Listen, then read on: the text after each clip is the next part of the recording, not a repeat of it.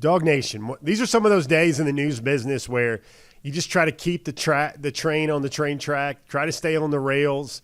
Everybody got some breakfast news this morning about Dylan Raiola and what was kind of the best, sort of not well-kept secret in the state of Georgia, how Dylan Raiola, there was the really strong possibility, I think going back at least the last 3 to 4 weeks, I started hearing about it right around the middle of May. You hear about that then in the right around the Memorial Day weekend is when every high school coach was hitting up my phone, asking me about it, hearing about it whatsoever. But it became official today. I guess that's what we're going to headline and title our show today. But first of all, we've got a lot to get into today. We've got Dylan Raiola news. We got reaction. We got a DawgNation conversation with both Dylan Raiola and Ryan Puglisi. We got a preview on all the official visitors this weekend. We got 5 quick takes for Georgia football. And we also got a lot of stuff to get to. Let's start with 5 really quick takes. This is such a loaded show. I'm going to have a little giddy up in my step and in my pace, so you guys will be like, all right, Jeff, shot clock, shot clock, shot clock. By the way, this is Before the Hedges, brought to you by Kroger. I'm your host, Jeff Sentell. Thank you guys for joining us on Facebook here on Wednesday night. Thank you, YouTube. Thanks to you to folks that will be joining us on our podcast on your favorite streaming platform, Apple Podcast platform, SoundCloud, Spotify, folks on Twitter, folks on YouTube. Hope I've covered everybody. Folks on the DawgNation homepage. Let's jump into a very big show. This is what Miss Mansell likes to talk about when we go before our big 5. We got a quick 5, and everything's going to feel like really quick today. Everybody put 5 in the air. Put your hands in the air. Wave them like you just don't care. I think this week, one quick thing is the linebacker picture at Georgia.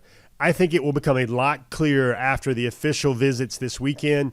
There's a young man, a 5-star recruit from the state of Texas, Justin Williams, who will take his official visit. I think that will be key. I think there's another key official at the linebacker position as well that will take his official visit.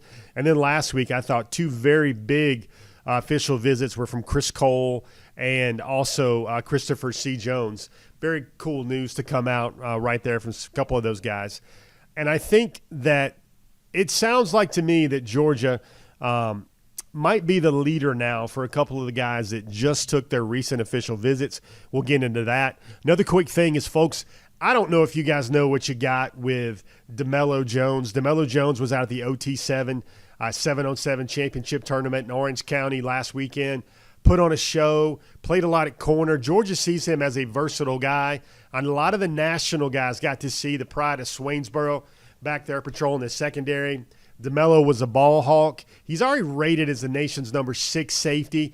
Georgia likes him a lot at corner, but I think you're going to see that ranking continue to goose up for DeMello Jones. He might be a top 50 overall prospect, type 45, 50 overall prospect besides when all that stuff's said and done. Stock up on him. And what's that Dennis Green meme? You know that clip from way back when he was coaching, I believe the Cardinals, may have been the Vikings. Well, they are who we thought they were. Well, that was Ellis Robinson. The 5-star corner looked like the nation's number 1 corner by far at that same OT7 tournament. He had viral highlights. He stalemated Jeremiah J.J. Smith, the 5-star receiver, the number 1 receiver in the country, the Ohio State commitment, on several plays. Looked very much his equal, looked in comfortable command, locking down his side of the field. He's about 6 feet, about 185, real long arms, kind of those go-go gadget arms. I think Georgia definitely has the number 1 cornerback in the country and a true 5-star corner. I think this is the best pure cornerback prospect Georgia has recruited in some time. Love A.J. Harris last year. I love a lot of the players they've gotten recently. But I think even stretching back you go back to before Keely Ringo, you're talking about a guy, Ellis Robinson, who's one of the top 5 players in the country right now. Certainly looks the part. 5th thing in our quick 5 before it comes to the big 5. Folks, there is no such thing as a Buford curse. There you go. Buford curse and the University of Georgia Bulldogs. No such thing. We're going to start forward with our big 5 right now. And, of course, we got to talk about the lead item on the show. That is Mr. Raiola to the Buford Wolves. Been hinted about, been heard about. We had our ear to the grindstone, listening for things.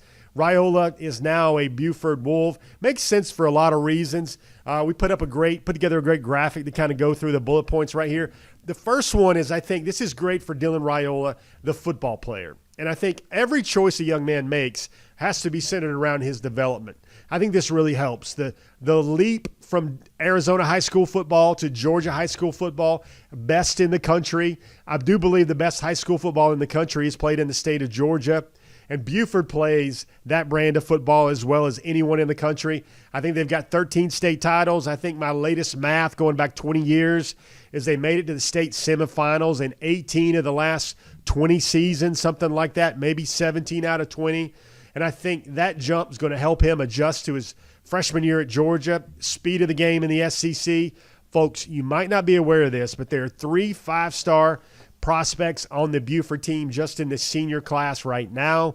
My latest math, and we always want to trust journalism majors and talk show hosts with math, but my latest math has now 11 Buford Wolves with an offer from the Georgia Bulldogs. That is phenomenal.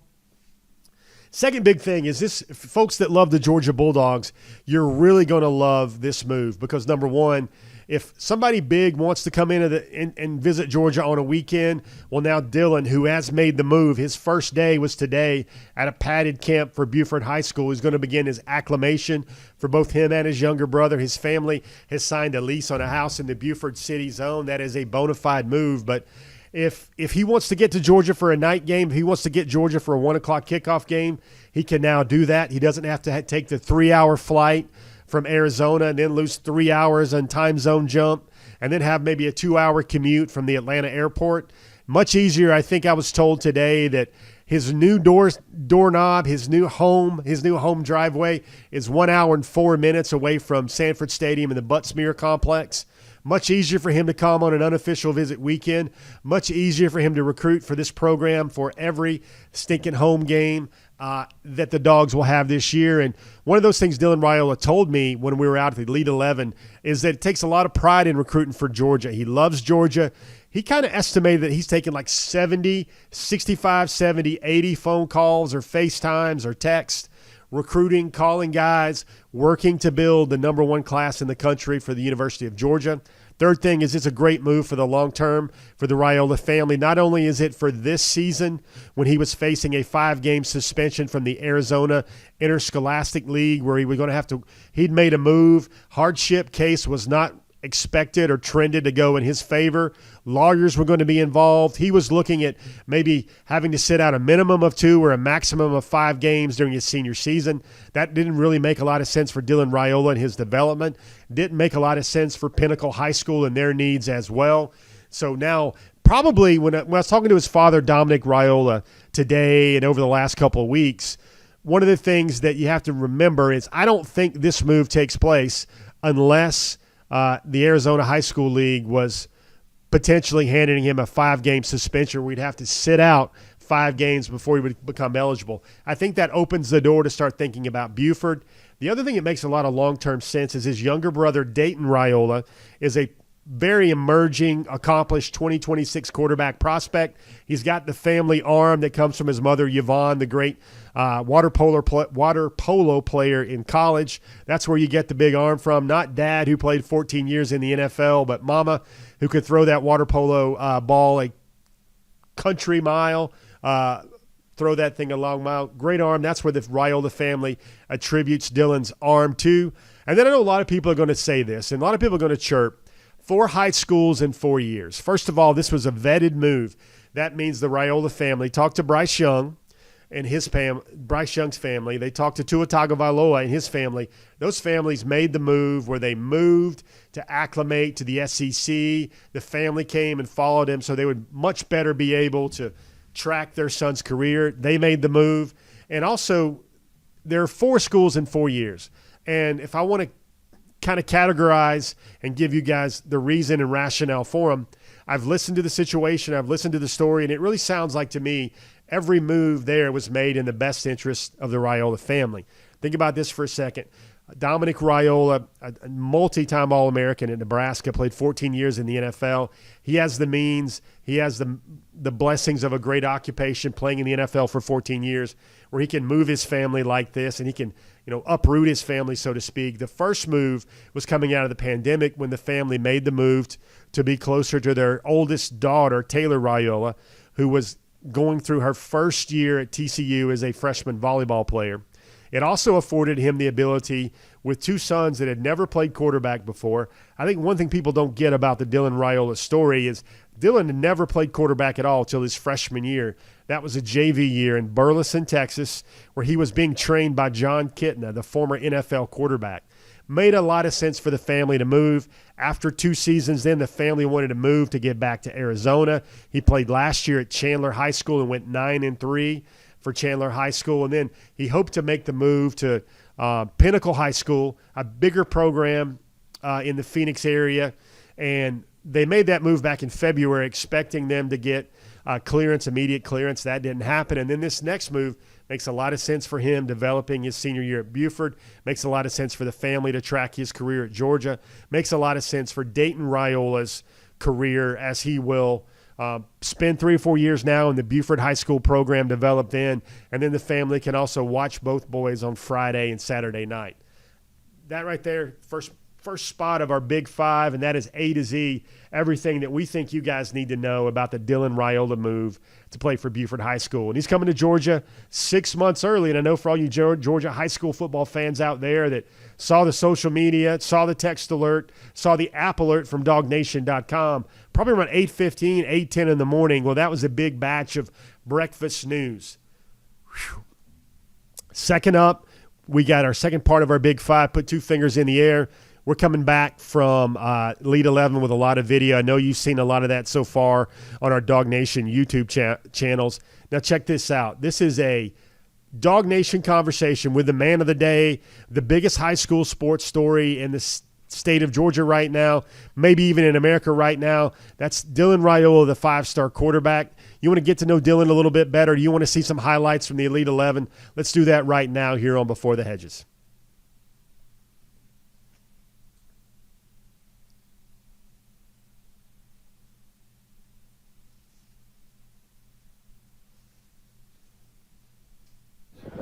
Dylan, correct me if I'm wrong, you never played quarterback until 9th grade, right? Yes, sir. What does it feel like to time warp to this right now? And I think it's a JV game. You got to figure out if you can play it all to where you are now. Looking back on that, what do you think about that journey? It's been a special story. Hopefully keep building this quarterback journey, and, the story keeps going on. But, that was the first game was definitely nervous. It was virtual school, so I did all my schoolwork done early, and I had a little bit of the afternoon to take a nap. I slept about an hour and a half. My mom came in and she told me to wake up. I didn't want to get up. I got a game to get to, and I could tell she was nervous. Now we talk about it, she was nervous, but just to see everybody in my family just help me get to where I am. It's not a one-man race. It's a whole community. So, I can't thank my family, my support staff for getting me to where I am today. What was your first throw? First throw, it was a 2x2. It was a little go ball. I threw it. It was a 38-yard completion. So, I remember I got the snap, and I seen the corner sit. So I closed my eyes and I threw it, and that's when it all kind of kicked off. You've got great mechanics and natural life to your football, but you started playing quarterback in 9th grade. Mm-hmm. Is that the baseball background, I'm assuming? Yes, it's definitely the baseball background. And I think just having the right people train me, that's been key. I've been fortunate to work out with Pat Mahomes and his trainer. So having what he has, what Pat has to his resources is pretty cool. I hear you mention him a lot. Is that who you model your game? Yeah, for sure. You watch anybody else? I watch Josh Allen. He's a great quarterback too.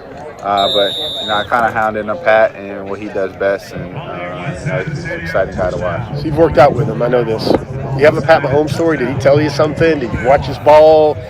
Did you throw a route? What's your Pat Mahomes story? Yeah. So when I found out I was throwing with him, I worked out with him before that, and we went to the field after. but we were all stretching in a circle, and here comes Pat Mahomes after getting treatment, and he just sits down and starts talking to everybody, and I was like, there's no way Pat is just sitting down talking to her. Like, this dude just came off winning the Super Bowl, and I mean, I wanted to compete with them. Like, I wanted to do the change of direction stuff, but I kind of had to just watch. And then when we got onto the field, I was expecting to hop in the rotation with him, but once he started throwing, I'm like, I'm just gonna watch. I need to be a student of the game, learn what he does. And so he would take about 4 or 5 reps, and then he would just say, all right, you're up, like throw me in the fire. And man, that was a pretty cool moment to have. When was that? It was last summer. How many down low phone calls do you think you've made or text on behalf of this class? There's been a good bit. 30, 50, 80? Yeah, there's been about 65 to 70 maybe. Maybe more, honestly. I don't know, but I think it's just special to recruit for such a special program like Georgia. It's what Coach Smart established, and really what draws people to the University of Georgia. One of the things that's often brought up about Raiola is how easy it looks, effortless. He has that easy gas. How often does he ever really muscle up or throttle up on the ball? It looks like I'm not ripping it. Sometimes it may feel like that for me too. But I think it's the force generated from the ground up that kind of, what people say, it makes it look easy. I'll muscle it up if I have to, but honestly, it's really just getting my feet, anticipating the throw, and put in the spot to let a guy make a play. I know you got to make the big long throw that everybody loves to see today. And there was some whoops and yells and screams after you let it go. What's kind of your reaction to that, being able to kind of come out here and showcase some of your arm strength? Yeah, it was cool to have a big crowd like this. You got the pro day, everybody's watching you. I think it's just really a small sneak peek to college. You're gonna be on way bigger stage than this, but yeah, it was cool to just be able to showcase my arm talent, let a few go, and it's been a fun experience. Yeah, it simulates a lot. You gotta wait your turn. You gotta wait for a lot of things to happen. So, when your time's up, and you gotta be ready to deliver, and then the snap of a finger. Dylan, I think there's 19 guys committed to Georgia right now in the class, and 11 of them were only taking one official. Mm-hmm. You're only taking one. Ryan's only taking one. A lot of guys. How's that possible in this age where you can take unlimited visits? How do you think Georgia's able to do that? It's crazy, honestly. When I heard it came out, I was like, wow, that's crazy to take unlimited officials. But, I mean, it's a fun process. It's what you train for your whole life, to be able to go see these places. You dream of it. So there's a few guys that we need to go get, guys that we need to nail down in. But from the class we have right now, it's a bunch of great guys. Everyone talks about the talent and how good they are. But, you really dive into the person each one of these guys are. And, I could say I love each and every one of them. It's going to be a fun time when our time is up. How much do you want KJ in this class? Man, I want KJ a lot. I worked on. No, I wouldn't say because it's not about me. But Georgia's been working on KJ for a long time. It's just a connection that we have. He's a funny guy. We can connect on so many levels, but man, I want KJ really bad. So KJ, come on, let's be a dog, baby. Johnny told me that you're working on him too, man. You work on everybody, it seems like. Yeah. Who are you not working on? Yeah, it's like I said earlier, it makes it fun to recruit for such a great staff like Georgia. The foundation they set, what Coach Smart has established, I don't think there's a better place, better spot, better game day atmosphere than Athens, Georgia on a Saturday night. So I think if people want to come play at Georgia, they'll come play with us. But, it's just a lot of fun getting to know a bunch of these recruits. Dylan, man, always appreciate your time. Thank you. Yes, sir. Go Dogs. There you have it. That's 7 good minutes there with Dylan Raiola. You probably learned a little bit about him, how he's not the quarterback privilege. A lot of people might think this will just be this fall his 3rd season of varsity football. Still got a lot to learn, but that projectional ability, 6'3", 220, can spot the ball anywhere he wants to. We'll have a lot more written words about Dylan Raiola later to come this week on DawgNation, excuse me. But we are an equal opportunity show here with our quarterback commitments. The recruiting reporter walks straight down the aisle in terms of the objective coverage of both men. This is not like Fox News. This is not like CNN. This is not like your favorite political program.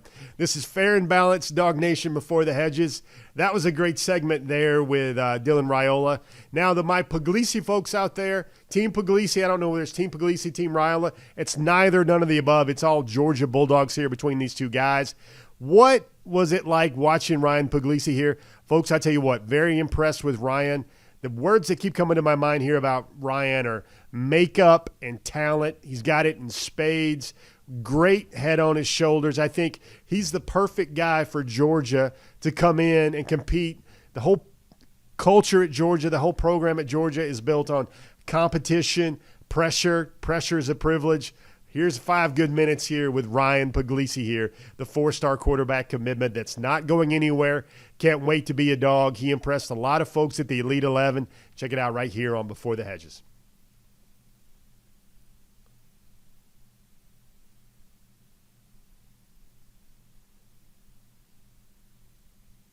You just got through with quarterback university, right? What's the biggest chunk of knowledge you're going to take back with you?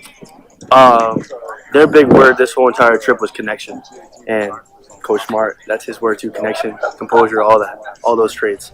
And I think a lot of these kids, almost everyone embraced that word connection here this week and building relationships that are going to last a long time. I mean, obviously, everyone can see out here that the football part is not the problem. The mindset was really what they focused on here, learning what you can do that's going to prepare you mindset-wise, that's going to help you a ton on the field. So they forced pressure this week. And, I bet you're looking at it as a high school kid like, oh, geez, is this for the cameras? But any way you look at that they're actually doing you a favor this week by who you're following and who you're placed with and who you're throwing against? Do you see that bigger picture there? I do, yeah. But I think the biggest thing is to embrace it. And when you embrace competition, a lot of good things can come out of it. And you can learn so much about yourself and what's to come in the future. And I think that's a really big benefit once you learn to embrace everything that's been thrown at you. And I think pressure could be a really good thing if you use it the right way. But yeah. Great answer. So you came here with a mission. I know you wanted to leave here to get better. What do you think is the biggest check mark you had for this week that you checked off? That's a really good question. There's a lot of things you can say about what you left with this experience and got better from. But you could say their mindset, you could say their physical game, you could say relationships. But the biggest thing here, I think, was the relationships part of it. You built all these big-time, great relationships with these amazing quarterback gurus. Not even the coaches, but the athletes out here. Some of these kids are going to go out there and be a first-round draft pick or be first overall pick. So to be able to hang out with these guys and not only hang out with them, but take knowledge from what they do. We're all playing the same position out here. And to be able to learn from each other has been awesome. So a lot of this stuff this week is kind of quarterback gymnastics, quarterback acrobatics. What's something that was really helpful to you or that you felt like, now this is real football and this is what I know how to do? A lot of this was comfortable being uncomfortable. Yeah. But like, what was this? What felt natural to you this week? Yeah. Obviously, the pro day yesterday was really fun. All the events that we did were super fun. And I think talking to these coaches, you learn so much about yourself that you didn't know coming in. Like, they're looking at so much of the little things that you came out and you're like, wow, I really know what to focus on coming out of this event now. And talking to Coach Jordan Palmer, he helped me out a ton because we went through all the logistics from breakaway over there on the first day when we did all those throws, and just the little things like I was locking out my front hip, and that was taking away what my accuracy is. And if I do stop locking it out, then my accuracy is going to get a lot better. So learning little stuff like that. It's going to be hard for you to get to Georgia games because your team plays on Saturdays. Yeah, I'll be at the night game. You'll be at the night game? We don't play that game. That's the one week where we can go on visit, so I'll be there. Are you going to come back in July for the slip and slide cookout and all that stuff? I'll be there for that too. So I've always felt this, probably the first or second time we talked, I told your dad this story. I don't know if you remember, that was the time Tyler Williams was at his game. Yep. Cannons were going off in the background every time they scored. I remember that. and I thought to myself, everybody notices your arm strength. Shoot a hole in this if I'm wrong here, but is mental toughness actually the best part of your game? I would say, yeah, but I think that's the biggest part of everybody's game. If you don't have mental toughness, what are you going to do? Like, this game is tough. You're going to fail, and you're going to be looked down on. You're also going to be looked high on. It's your job to handle that and do what you want with it. But I think when you stay the course and you kind of have a mindset that's steady like that, I think you'll be okay. Has this been the most pressure spotlight thing you've ever been in? I know you got the baseball background. Yeah. Has this stage been the biggest stage you've ever been on so far? What do you think? I would say it's a really big stage, but like kids out here aren't really looking at it like that. Like everyone out here is having a great time. That's what it is. We're having a good time out here. So I would say, yeah, it's a really big stage. Kids are out here competing, but I would say this is an awesome time out here. But yes, to answer your question, probably one of my bigger stages I've played on. Figured out a roommate yet? I'm trying to get. Me and Jay and Riddell are really close, so we're probably meeting him. Wow, that's pretty cool. Yeah. Ryan, man, stand-up guy, stand-up dude. Obviously, great talking to you as well. Thanks for taking some time with us every day this week at the Elite 11. Thank you. Appreciate it. All right, DawgNation. Like I said, we don't have any political commentary here, fair and balanced. I'm going to tell you this. How should you look at these two quarterbacks at the Elite 11 for the first time since, I believe, 2008? That was the 2009 recruiting classes. That's 15 years ago. Zach Mettenberger, Aaron Murray. Aaron Murray ended up winning the Elite 11 MVP. Neither one of those two dogs won the Elite 11 MVP. This year, I think Raiola was pretty close to Alabama commitment, Julian Sayin, but Sayin just had an overall upper echelon, top of the mark week. He had the best pro day. Raiola had the better 7-on-7. But I think the way to look at it is this. It's kind of like trying to choose which one of those young men, just based off those interviews, and I've talked to them both at least maybe 8, 9, 10 times by now at least. But the thing you take away is it's like trying to figure out, do you like the Georgia 2021 National Championship team better or the 2022 National Championship team better? Very hard decision. There are things, there's strengths, there's things you love about both. The great thing about covering Georgia football, the great thing about being a part of DawgNation is you don't have to choose. Those two young men are going to be in the quarterback room for Coach Mike Bobo for the years to come, and them dogs are going to be so much better off for it, having that type of talent, those type of character kids in their room as well. Guys, that was 3. Raiola to Buford, Raiola conversation, Puglisi to conversation. This thing is stuffed more than your great-grandma's Thanksgiving turkey or the turducken you got from the specialty meat market. Number 4, oh, yeah, we got some 5-stars to talk about this weekend. The official visit list, just kind of keep this Big 5 train rolling on. You got official visitors this week. There are 3 more 5-stars expected into Athens this weekend, potentially an unofficial visit from Williams-Winery as well. Look at that, Justin Williams. I told you earlier in the show the linebacker picture is going to get a lot clearer after this weekend. Charles Lester's a guy, made a lot of trips to Georgia last year. He's a 5-star corner. Doesn't feel like Georgia's the fit there. Feels like some other schools. Brandon Baker, you hear a lot with Oregon with Mr. Baker. The Dogs and Stacy Searles are going to shoot their shot this weekend for the nation's #1 offensive tackle who finally rose to 5-star status, 5-star status this weekend. A name to watch right here is Joseph Jonah Ajanye, the #7 overall defensive lineman, the #40 overall recruit. He is teammates with Justin Williams. Those two guys both go to Oak Ridge High School out in Texas. Another giant human offensive tackle out of Texas in Michael Uni. Josiah J.B. Brown just picked up some crystal balls to Penn State this week. Big-time athlete out of New York. Edwin Spillman, that young man's out of Tennessee, Nashville, Tennessee area, another linebacker. Christian Clark, a guy that has some ties to Georgia, family in the state of Georgia. Trending right now to Texas, but Georgia's going to get an official visit as well. Of course, Georgia already has Dwight Phillips, who could be seen as a hybrid back, wide receiver, slot guy. And then they got Chauncey Bowens, who the Dogs just flipped away from Florida recently at running back. Nate Frazier's another name that looms there as well. He took an unofficial to Georgia recently. He's saving his official visit for during the season from the running back spot. DeAndre Robinson, that's another big defensive lineman out of Jones High School in Orlando. Ori Williams, that's another huge offensive line prospect, also out of Texas. And Namande Ogbogo, another 3-star defensive lineman, be a 0 tech, shade 1 tech from North Carolina. You know how Trey Scott gets down with those defensive linemen out of North Carolina. Love the evaluation here if Scott is bringing him in on an official visit. 3 5-stars are in town this week, 4 top 50 overall prospects, and 4 top 100 overall prospects. According to my numbers, according to my math, this will put Georgia's official visit tally up to 46 after this weekend. Of course, some of these guys might fall off. This official visit group might change, but Georgia should be somewhere around 44, 45, 46 official visitors after this weekend. Guys, that is your 4th element of your Big Four. Moving on to number 5, I got such a loaded show. 5 quick things to know about Georgia football recruiting. Loaded show. We're going to try to hit you guys with these really fast.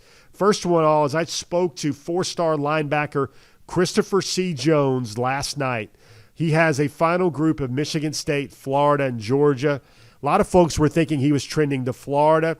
He told me last night he has a committable offer, take it anytime you want it, from Glenn Schumann and the Dogs. And he told me that Georgia was his leader coming out of the official visit. That's after Florida made a lot of noise for him earlier in the year. There was the thought, DeMarcus Riddick, Georgia, Sammy Brown at Georgia, Joseph Phillips at Georgia.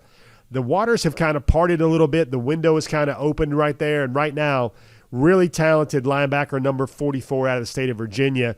The Dogs currently lead for Jones coming out of his official visit. He told me he has not made his final decision yet, but he is looking to make his commitment sometime in July with the rest of the free world that wants to make their commitments known and go public with all those edits and announcements in the month of July. Another huge fireworks month, big boom month, where a lot of those silent commitments become official public commitments across the country, not just for the state of Georgia. Got to talk a little bit about Tay Harris, the 2025 defensive back commitment out of Cedartown. Get this. Kirby Smart told him when they met with the family back on June the 13th that Nick gave a vote of confidence. Nick gave Kirby Smart and the Georgia staff his stamp of approval for Tay Harris. Tay Harris is about 6 feet, 185 pounds. Dell McGee first offered him. First invited him to come to a Georgia camp. Excuse me, let me get my information correct there. And then Will Muschamp offered him as a safety. Georgia sees him as a Malachi Starks-type safety. The big thing for there is Cedartown and Bulldogs, they go together like salsa and tortilla chips or hot fudge and vanilla ice cream. Tay Harris, the big thing for here is he's a phenomenal athlete. 10.73 in the 100 meters this spring. That was a laser recorded time. Tay actually told me 10.71 is as fast as he's ever clocked 100 meters, and that's really fast for a rising high school junior. He told me, guys, this one's over. The Dogs are it. That's where his city wants him to go. That's where his mama wants him to go. That's where his family wants him to go. That's where he wants to go. He doesn't need to go anywhere else. He's locked into Georgia. One thing to think about here, I think the offensive line picture will become a lot clearer after this weekend. You're going to have a couple more guys come in. Brandon Baker's going to come in. I think Nair Daniels, the big, huge 6'8" plus, 350 plus offensive lineman out of New Jersey. Everybody give a big-time clap there for Fran Brown and New Jersey prospects. It seems like the Dogs own Jersey right now with all the prospects they want in the 2024 class.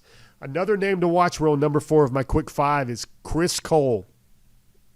Think about that for a little bit, and that's the linebacker out of Salem, Virginia, 6'3", 215, a top hurdler. He was in the top 5 at a Nike meet and a national hurdles meet earlier this year, 6'3", 215, really loves Georgia, really senses an opening, really senses a vibe and a connection there in Georgia. And as crazy as this linebacker position has been, like let's say that DeMarcus Riddick actually flips to Alabama or Auburn, and Riddick has stated that his final decision, even though he's committed, will come July the 26th. That's on his mother's birthday. But I think an ideal Georgia closing sweep for the linebacker class, it could be Justin Williams this weekend, and then add a Christopher C. Jones and add a Chris Cole to that. And Georgia, again with Glenn Schumann doing great work here, doing yeoman's work, could have a pretty sporty linebacker group in the 2024 class as well. And last, and certainly least is what my buddy Brandon Adams would say. We're going to talk a little bit about the Florida Gators. We don't give the Florida Gators a whole lot of airtime on this program, but you know what? Florida is getting a lot of players. They've gotten their NIL movement together. They want to win. They're getting behind Coach Napier.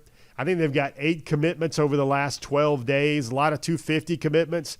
Folks, there are even people in the current Florida class. There are even prospects in the current Florida class, let me get my terming right here, that could play for Georgia, that Georgia wanted. And credit to the Gators, because now with all these great players coming in, they might only be 2 years behind the Georgia Bulldogs in terms of roster building and championship development. Long way to go in catch up, but right now Florida has the number 2 class in the country thanks to an influx of commitments that Napier and the Florida staff have really looked to just strategically line up together to make a move to create some momentum for the Florida program. Now, look this fall, they're going to be hard-pressed to win 7 games, but right now they have the number 2 class in the country, and that's about all we need to say right now about those Florida Gators. All right. Show moves on. Let's take a look at our weekly stakes. We call them our table stakes, the things we feed you guys each and every week. I'm talking about top targets, and it is a different top targets list, I think. I got to thank Miss Mansell behind the glass because she has allowed me to make a couple of last-minute real-time updates over the last maybe 1 or 2 hours prior to our show for our top targets. We certainly do appreciate her hard work each and every week. Check out top targets right here. You've got a lot of things to look at. First of all, you're going to say, Jeff, what's up, man? Jeff, what's up? Where's Jeremiah J.J. Smith? Don't feel comfortable putting him in there right now. I think he's going to stay on the off the radar. But right now, I think there are 13 more names I think that need to come closer to your attention, that you guys need to lean in a little bit closer and think about. Also, no Edric Houston on this list. A guy that was at one time named the number 1 top target for a couple months here in this class, a guy that Georgia really needed to have. It looks like things in Georgia probably not going to work out. He had a great visit to Ohio State this past weekend. That's why off the radar is still going to keep Edric Houston.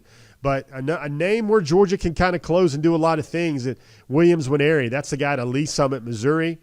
He's really close, or at least he knows Jaden Riddell very well. That's the Georgia tight end commitment. Those two guys only live maybe 30, 45 minutes apart, if that, depending on traffic.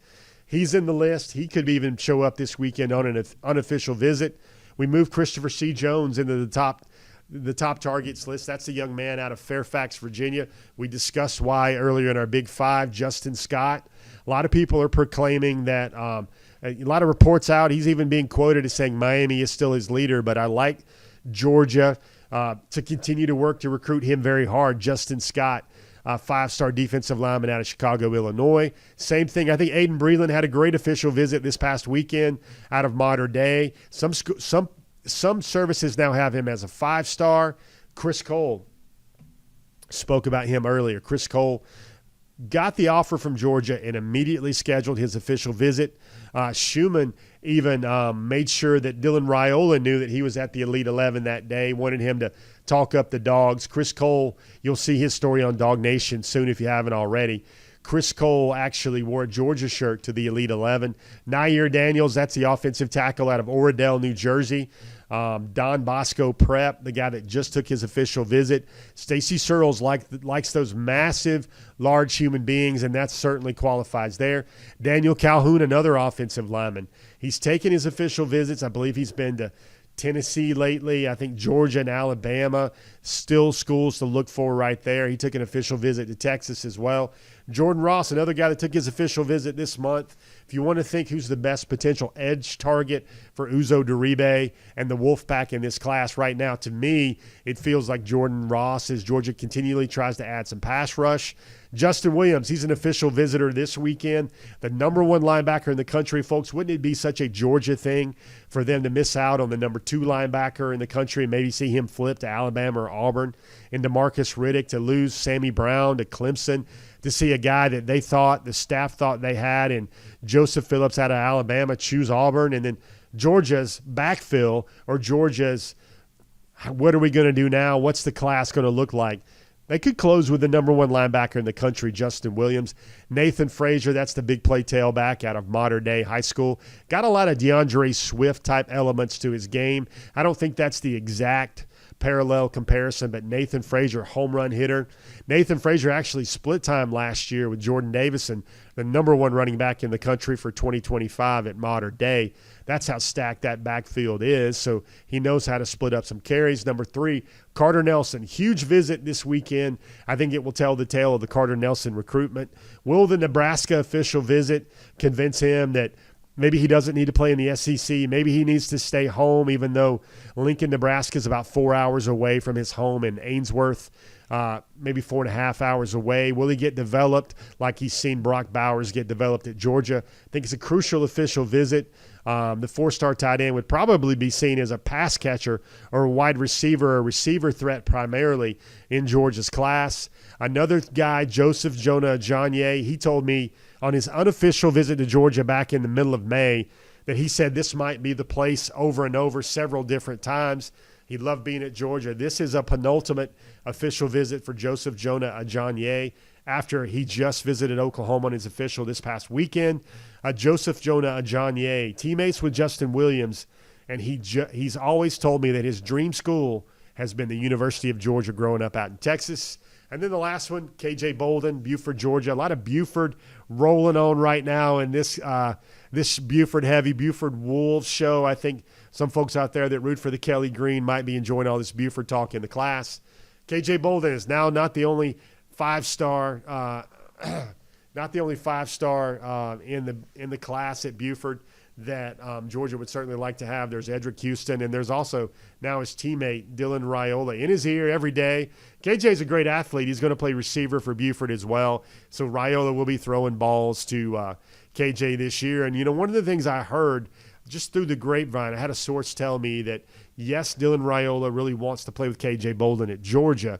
But I also heard that part of the recruiting effort to get Dylan Raiola to Buford was kind of shepherded and led by KJ Bolden. Those two have a great connection. You heard Dylan Raiola say that early in the program. If you're just joining us, go back and miss it because we had a great A to Z conversation from the Elite 11 with Dylan Raiola in the first block of our show. Guys, those are your top targets. Let's look at just off the radar. Just off the list, Brandon Baker taking his official visit this weekend. Look at all these stacked offensive linemen. Ethan Callaway, Jonathan Daniels, Marquez Easley. Those 4 names have all taken their official visits to Georgia this month. I will say everybody took notice of the Marquez Easley tweet that he sent out this week where he named the top 3, and Georgia wasn't in its top 3. Continue to monitor that, DawgNation. Continue to monitor that. I think sometimes recruits like to have fun with their process, not saying this is the process here for Big Easy, Marquez Easley, but I'm still going to consider Marquez Easley to be a very strong contender to be in this Georgia class. We mentioned Edric Houston falling out of the top targets. C.J. Jackson is a guy. News coming out with C.J. Jackson this week is he has decided to wait until the season to take his official visit to Georgia. Amari Jefferson just took his official visit to Georgia this past weekend. Same thing for L.J. McCray. Cam McKell, very interesting. Cam McKell has decided that he might not make his decision until as late as June. He's not going to enroll early. He's going to run track at Statesboro High School. He's already taken his official visit to Georgia. He just recently announced the top 14. So I think Cam McKell's got a lot of meat left on the bone in his recruiting process. Casey Poe, I believe, just announced he's going to make his commitment on July the 12th. I think Alabama is huge there. I think Clemson is huge there. Georgia certainly has a shot, but the hope for Georgia is that official visit back in May, which was his first official visit, has resonated to some extent. DeAndre Robinson is in town this weekend for an official. Fletcher Westphal also took his official visit earlier this year. Jeremiah J.J. Smith, he's another guy that people are going to go, yes, he's not on the top targets right now. I'm taking him at face value where he's saying he's not going to visit any schools besides from Ohio State this month. He sounds locked in with Ohio State. Again, the Jeremiah Smith discussion is the same today as it was 2 months ago, as it was 3 months ago, is the only way I think the Georgia opening happens for Jeremiah J.J. Smith would be if Brian Hartline is no longer the wide receivers coach at Ohio State there in Columbus. Guys, that's your just off the list. Let's progress as we're trying to keep this show underneath some sort of mandate. There's your class breakdown right there, your offensive class right there. You see 2 offensive linemen right now. That's certainly going to change. 2 tight ends, 3 wide receivers, 2 running backs, and 2 quarterbacks. We heard from both of those guys today on Before the Hedges. Let's take a look at your punter, Drew Miller, who has an absolute cannon. I think his social media tweet recently was great, where he hit like 7 straight balls that had a 5-second hang and that went over 50 yards on the average. Drew Miller, he just took his official visit to Georgia. Number 1 punter in the country. Now defensively, you see that defensive line get stacked up a little bit with back-to-back defensive line commitments the last 2 Tuesdays. Linebackers in flux. We mentioned that on the show. Lots of names that could fill that slot there at linebacker. Then you got Peyton Woodyard. Jalen Hayward just recently took an official visit to UCF in Central Florida. Ellis Robinson and DeMello Jones. That's your class breakdown on defense. And now we got to go to our prettiest 5-star graphic we break out every week. Everybody loves that. It feels like it needs to be in a museum somewhere with velvet ropes around it somewhere. You've got 11 guys on offense, 7 on defense, 13 out of state, 6 in-state. Of course, that class is number 1 nationally, folks. It's going to stay there, or I might stand on my head in a future edition of Before the Hedges. Look at the breakdown right there. Georgia has 3 5-star commitments, 4 top 50 commitments. Those numbers are certainly going to change. 9 top 100 commitments. That is incredible. 13 top 150 commitments right there. I think one stat I think somebody on Before the Hedges looked up. If you took Georgia's class right now on June the 22nd, I believe, maybe I got my dates right, June the 21st, excuse me, I'm living one day ahead in the future here. If you took Georgia's class right now and called it a class and ranked it with all the other schools that finished last year in 2023, Georgia would have a top 10 class right now in 2023, just with 19 commitments and still several months left to go in the recruiting class, several big booms left to go in the recruiting class. You see 6 commitments that are beyond the SEC footprint, 13 commitments in the SEC footprint, the most commitments from the state of Georgia. And Georgia, look at this, the offensive players among their 5 highest rated commits. There's actually 3 guys. You got Dylan Raiola, you got Jaden Riddell, and you got Nye Carr. You only have 4 offensive players among their 10 highest rated commitments, but that's the shift for this class. The class had to get more offensive handed. It had to get more playmakers, more explosive players on offense, and that's what a player like Dylan Raiola and Ryan Puglisi should bring the Dogs, with 2 marquee Elite 11 quarterbacks like that. Of course, all rankings there are derived from the 24/7 Sports Composite. And phew, that's a show. What's next? You think the show's over? Nope. Time for some live questions and answers. You got a question? I've been in the feeds a little bit, monitoring things here on DawgNation. Again, this show is brought to you by Kroger. Go to Kroger.com/sign up for all your needs. Kroger, how many people like me made a mad dash over Mother's Day or wife's birthday or son's birthday to go to those aisles at Kroger and look for a good card? How many people have taken advantage of the Kroger Boost, where it's going to save you money on gasoline, it's going to save you money on a lot of things when it comes to your grocery bill, it's going to get you free shipping. I'm going to tell you what, the month of June for me, I've had my son's birthday, my wife's birthday, all back to back. You know, Father's Day doesn't do any good right there when Father's Day is one day after your son's birthday. Your son deserves the spotlight on that. I wish I could show you the 2 great Father's Day cards that my kids made for me on Father's Day. Folks, my kids are still teenagers, and they are a blessing. They still wanted to make Dad a homemade card for Father's Day. Might be because they didn't want to go and fork over some of their hard-earned money or some of their spending money, but the thought remains is they took the time, they took the effort, and made the cards, and I wanted to give a special Before the Hedges salute to my family, my son Kyle and my daughter Hannah for all that. Hannah Grace and Kyle Patrick. That's enough about me. Let's talk more about the DawgNation recruiting class. Let's talk more Before the Hedges. You want to go live right now Before the Hedges? Sure you do. Go ahead. Let's go right now live. I'm back home in Woodstock. You get your questions ready. We'll be ready to go here on Before the Hedges. What's up, everybody? Live DawgNation Before the Hedges. Busy day. Actually, the news from Dylan Raiola, very interesting. Georgia picking up a commitment from 3-star in-state defensive lineman Quintavious Johnson Jr. out of Mays High School. It's kind of dominating the news on the Georgia recruiting front over the last hour. He made a public commitment to Georgia maybe about 50 minutes ago, right after our show went live. You can read about it on DawgNation.com. Really interesting here. He's a 3-star DL, defensive end, lots of bend, lots of twitch. It's pretty funny. One of his huddle prospect pages listed him as a quarterback. That's because he was a former quarterback, maybe about 45 pounds ago. He'd been to Georgia a couple times. He was offered back in April. He worked out today with his Mays high school team and became the 20th member of the class, the Georgia class. I think he's the 9th player from Georgia. Got to count Mr. Raiola now as a player from Georgia as the in-state commitments there. Works out. He had an offer back in April, but he made that offer committable with a great workout today in Athens.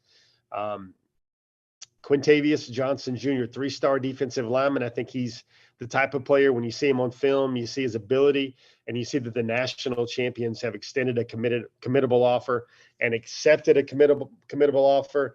That goes to show you that not all 3 stars are created equal, and this young man has a very, very, very bright future. I would also say that he was being recruited, picked up a lot of offers recently, Florida State, Georgia Tech. He had scheduled official visits as well to Tennessee and South Carolina. He was at the annual scavenger hunt back in May as well with Joseph Jonah Ajanye. He was in the same group there. That's a really impressive defensive lineman that's taking his official visit this weekend. Barry Watkins has a funny comment. I'm checking it out in the stream. He says, BA goes cruising, and then the news comes flooding in. Question about DeMarcus Riddick from JC. He's fast and he's a thumper. What is the weight right now? I got his weight somewhere right at 220 pounds. Riddick is a guy who returns punts for his high school team. He's an overall playmaker. He's a linebacker. I think he's a guy that could get some special teams work right away in the SEC. He could probably start at Auburn. Maybe since some Georgia reserves are going in to start at Alabama, he's probably a lot closer to the depth chart, the top of the depth chart, should he choose Alabama. He's committed to Georgia. He's been committed since last November. Oddly, we must remember and remind ourselves that he is making a final commitment decision on July 26th. That would be his mother's birthday. So he's committed, kind of. Looking around, kind of. Alabama and Auburn are both in his home state. Auburn is having a rejuvenation in terms of its recruiting spirit. And they're a contender. Alabama's a contender. DeMarcus Riddick just took his official visit to Alabama this past weekend. He took his official visit to Georgia the first weekend in June. I think the linebacker position is really kind of soap opera-ish, to say the least. You got Chris Cole. You got Justin Williams coming in this weekend. You saw Joseph Phillips choose to go to Auburn. You saw Sammy Brown choose Clemson. And then you got still a commitment there, a tenuous commitment there from DeMarcus Riddick. Randy Hall, good question. He's got a thought for which 3 inside linebackers do I think the Dogs take. I think it's kind of iffy. I think there's a chance Georgia holds on to DeMarcus Riddick. Georgia was the first. Georgia recruited him hardest, and Georgia's still recruiting him like he's uncommitted, and that makes it very important. But I think what Georgia and Glenn Schumann are doing is trying to line up their ducks in a row should the flip happen. I think the ideal trio that Georgia could go with probably would be 2 of these 3 names. Maybe they take 3 backers in this class if Riddick stays, but I know they really like Justin Williams coming in this weekend. They really like Christopher C. Jones. One of the things we reported on this show is that Christopher C. Jones out of Virginia, top 10 linebacker, already 6'3", about 240, 230, 235. He says the Dogs are his leader right now. He's coming down to Michigan State, Florida, Georgia. Georgia is his current leader. He was really kind of impressed, blown away, enthused by his official visit to Georgia this past weekend. There is a chance that both linebackers, or at least 2 of the 3 linebackers in the Georgia class, would be from the state of Virginia. The state's motto, Virginia is for lovers, but I guess Virginia is also for linebackers that Glenn Schumann and Kirby Smart want as well. Low Elo Joe, I love the name there. Question is really more of a statement that I agree with. If the Dogs are taking a commitment from a 3-star right now, then he is vastly underrated, especially since he camped today as well. If the Dogs are taking a guy like that, they know he is great.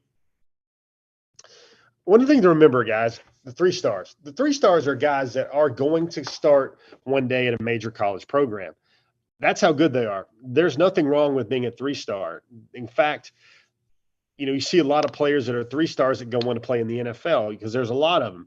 They're just maybe experience, some refinement, some polish away from becoming a 4-star. In the case of Quintavious Johnson Jr., he's a 6'5", 255-pounder, former quarterback, great edge player, great athlete. So they really like what they like there. G Bama Boy also says that Virginia is high for property taxes. Hey, Bama Boy, I used to live in Virginia. I know what that means. Let me see if I can go through the questions here for what we see here on Rivals. Mike Free, I hope you're enjoying yourself in Pearl Harbor. Let me see. I had somebody have a question. Somebody had a question about. Hope you could see the graphic, the state graphic. I think I saw somebody make a question that they didn't think it was legible. Do you think we need to make the map bigger, easier to read, zoom in? If you give me some clarity on that, we'll try and work with you to make a better product here. Randy Payne, how are you, man? Hope things are great in Tifton.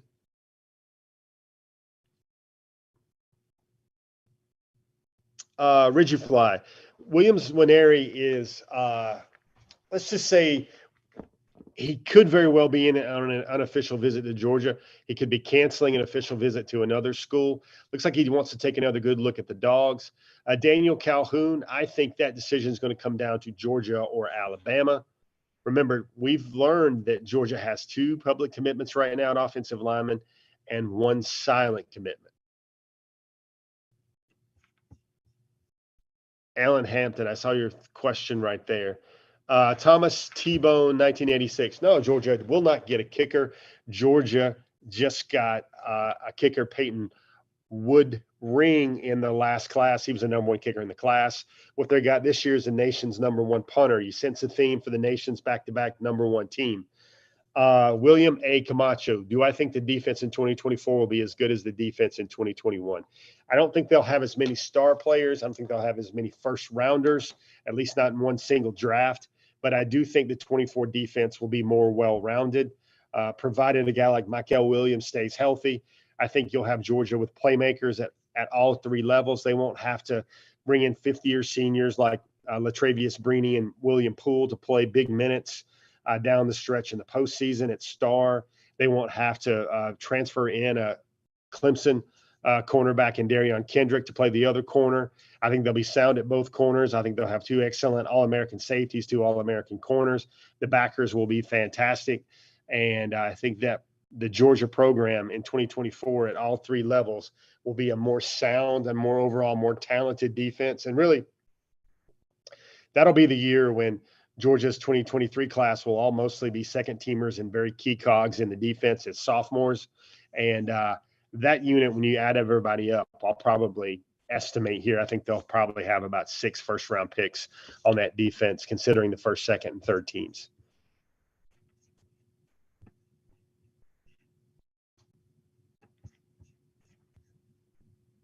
Or at least day 1, day 2 picks. There's nothing wrong with being a second-rounder as well. Let me see. Anybody have any more questions? I'm going to see what we can do.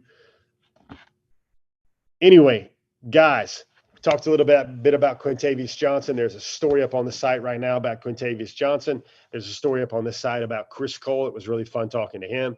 Chris Cole, 6'3", 215. Guys, he finished 4th in the Nike Nationals. He's a linebacker. Some folks see him as the top player in Virginia this year. He's a top 200 overall prospect. Took an official visit to Georgia this weekend. He's only made 1B in his high school career. He wants to be a doctor. That 1B came in Spanish class. And I talked to him a couple times now. I get some serious Nakobe Dean, beautiful mind, brilliant mind, intelligent, keen mind vibes. The type of player that Georgia takes those tools, 6'3", 215, a former safety, can play inside or outside linebacker. And those are the type of athletes who's a hurdler that Georgia usually churns out and turns into first-round or second-round draft picks. Guys, try to keep coming at you with busy, jam-packed, great shows. If you like the shows, go visit your local Kroger. If you like the show, give us a like on your social media feed, whether it's Facebook, whether it's YouTube or whatever. Hope you guys enjoy it. Hope you guys continue to look forward to the content we produce each and every Wednesday on Before the Hedges. We saved that Puglisi interview. We saved that Dylan Raiola interview just for you guys to see it first here on Before the Hedges. Hope you guys enjoyed the program. I've enjoyed bringing it to you, being your maestro here on all things Georgia football recruiting. I want you guys to have yourself a great week. Have a blessed week. Hug the people you love the people you love, tell them you love them. I'm Jeff Sentell. Big day for the Dogs. Dylan Raiola, commitment from an in-state 3-star defensive lineman. Lots of great things going on in Athens, and we will cover it all for you each and every week here on DawgNation's Before the Hedges. I'm Jeff Sentell. That's your intel. We'll see you guys again later on DawgNation.com.